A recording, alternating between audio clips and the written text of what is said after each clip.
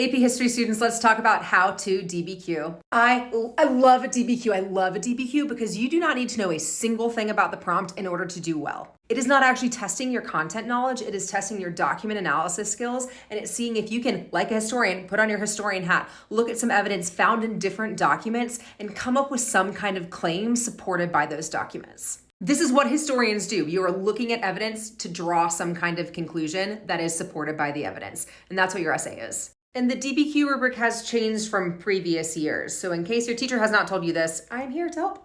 With all history essays, you're going to start out with a contextualization statement and a thesis statement. I talk about what those things are in my last video if you need extra help. Here's where it gets fun and is different than last year. Let's talk about this evidence piece. If you list off some things from 3 of the documents, you get a point, but you are smarter than that, students. If you use the evidence found in at least 4 of the documents to support your overall claim, you get 2 points. Students, but we don't seek the bare minimum. You need to do more than 4 documents in case you misinterpret some of them. I would just try to go for at least 6, if not all 7. You do still kind of need to know some things. So evidence beyond the documents, what else is relevant to your prompt that you remember from class that you can bring in to help support your overall claim that was not found in the documents? This is a pretty easy point to get.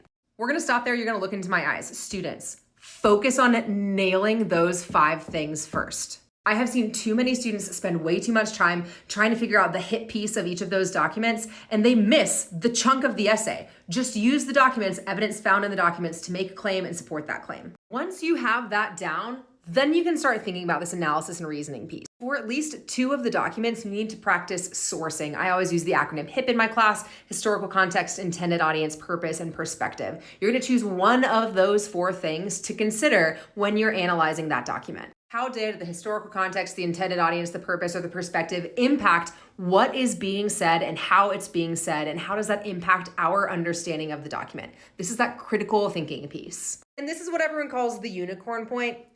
It really is a unicorn point. When I grade AP essays, this doesn't happen very often. Just ignore it. Just ignore it. I care about you getting those first 5 points first. Nail those, have those down, write things over and over again so that it just becomes rote memory. Then start working on that hit piece. And then, depending on how you structure your essay or maybe how you phrase things in your DBQ, you could work your way toward that unicorn point. As always, you can do it. I believe in you.